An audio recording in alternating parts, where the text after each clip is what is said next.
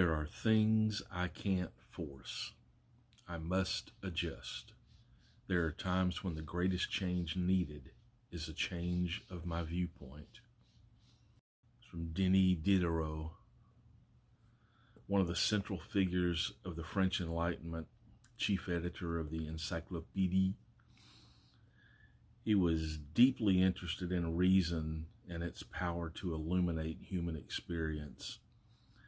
But he was also in tune with the limits of pure rationality. If you're interested in reading more about Diderot, there's a wealth of information available. I would start with the Stanford website, which I will link to in the description. When I found this quote, there was also a question included with it to ponder. That question is, if perspective can alter the felt weight of reality, to what extent is our experience of hardship shaped less by the events themselves and more by the mental frameworks through which we encounter them? They're basically asking about one of the most profound aspects of what it is to be human, the gap between what happens to us and how we experience what happens to us. Think about two people losing the same job on the same day. One might see it as a complete catastrophe or take it as a personal failure or evidence of their inadequacy, a threat to their entire future. The other might see it as liberation, a chance to change direction, or simply the old cliche, one door closes so another can open. The event is identical, but the way they experience it or perceive it is dramatically different. How we frame things has a lot to do with how we interpret them. More than just how we paint the picture, but how we fundamentally construct it. If we encounter hardships or challenges through a frame of victimhood, we're likely to see ourselves as powerless, and the situation is just more evidence of life's unfairness. If we encounter the same thing through a framework of growth or inevitable change, we might experience a feeling of agency and possibility, even in a situation where we might be constrained by some outside factor. The rub is that perspective can be powerful in shaping how we experience things, but it can't erase objective reality. Pain, loss, injustice all exist independent of our viewpoint. Maybe the thing is that we can't simply think our way out of the inevitable suffering, but maybe what we think is suffering is the story we've told ourselves. Maybe we have more choice in our framing than we realize. We're not just passive recipients of our experiences, but we're actually actively participating in the construction of them. This doesn't minimize real hardships. It can help us to see a very real and usable source of resiliency and agency within whatever we're going through. I thought of writers like Viktor Frankl and Alexander Solzhenitsyn, who described unbelievable suffering, and their realization in the midst of it was that how we respond to it largely determines the difference between the agentic and the non-agentic, those who are helpless victims and those who refuse to be. Change through suffering is inevitable. Growth, however, is optional. Both of them were in situations where no real external freedoms existed, and both realized that the fundamental freedom remained, the freedom to choose how they responded to their circumstances. Traumatic, however big or small, experience changes us.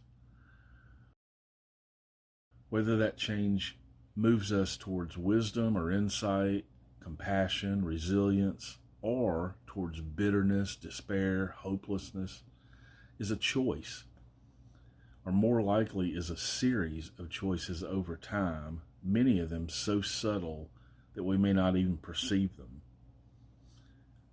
Frankl and Solzhenitsyn used their suffering and insight to do some pretty great things in the world.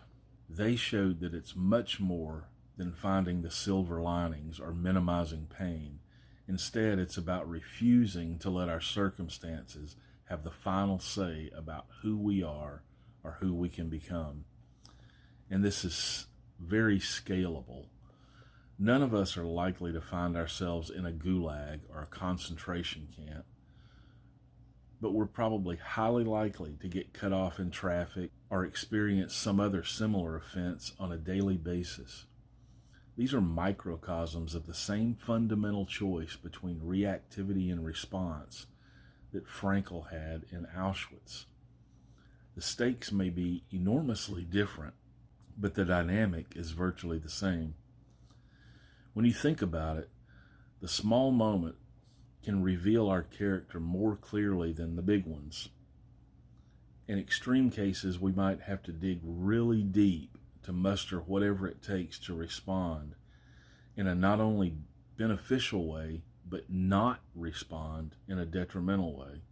But when someone cuts us off in traffic, our habitual patterns are more likely to come forth than our highest aspirations of being the guru on the mountaintop. The person who crumbles in these little moments has allowed their emotional state to become dependent upon externalities. Their peace depends on how everyone else behaves, which means they are constantly at the mercy of all that which is beyond their control. We can use this scalability.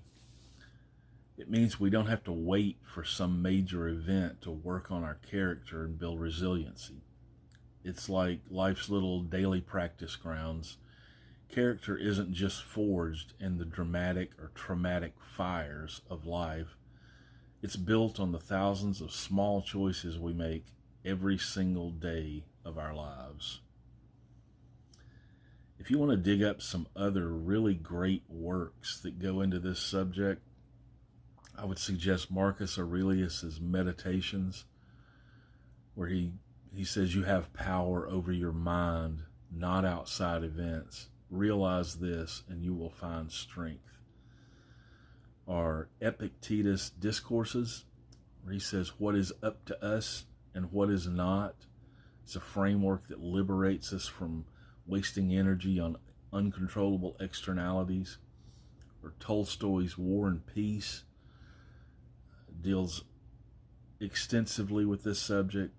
Albert Camus' The Stranger is a investigation into this type of subject. Dig around. Think about this. Think about that last paragraph that I said. You don't have to wait for some major event to work on your character. It's built on thousands of small choices we make every single day.